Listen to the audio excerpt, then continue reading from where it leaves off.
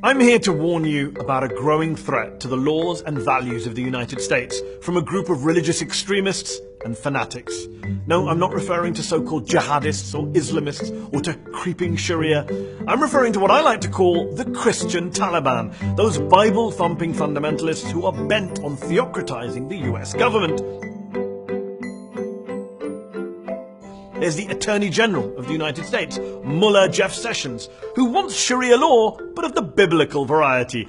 Asked last week how the Trump administration could justify separating migrant kids from their parents at the border, Sessions said, I would cite you to the Apostle Paul and his clear and wise command in Romans 13 to obey the laws of the government because God has ordained the government for his purposes. Yeah, forget all the verses in the Bible that talk of love and compassion towards the less fortunate. No, obey the law according to Romans 13. The same verses of the Bible, incidentally, that were used to justify slavery.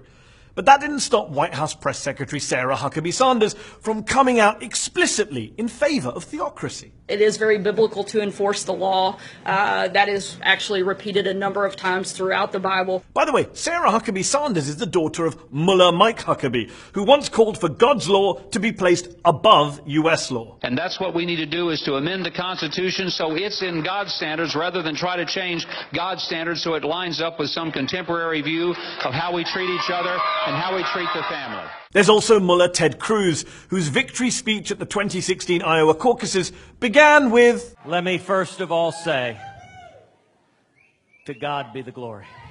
That's basically Christian for Allahu Akbar! Imagine the reaction if a Muslim candidate for high office began his victory speech with, Allahu Akbar! I'm just saying. Cruz has also said he's a Christian first and an American second. Can you imagine if, say, Congressman Keith Ellison said he was a Muslim first and an American second? Then there's Mullah Mike Pence. I'm a Christian, a conservative, and a Republican, in that order. He's tried to bring his extreme religious views into the science classrooms of America. Let us demand that educators around America teach evolution not as fact, but as theory. While governor of Indiana, Pence brought in a quote-unquote religious liberty bill, which basically legalized discrimination against a vulnerable LGBTQ minority. And he literally signed that bill surrounded by these folks. Look, as in the Middle East, to really politicize religion, you need a bunch of politicized clerics. Caliph Donald Trump can call on some of America's finest to make the case for Christian supremacism and to make the case for him, the divine case for an irreligious, thrice-married adulterer and former casino owner. There's Mullah Franklin Graham, who says the hand of God elected Trump.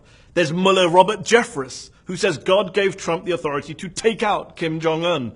There's Mullah Jim Baker, who says we have to obey Trump because God had him elected.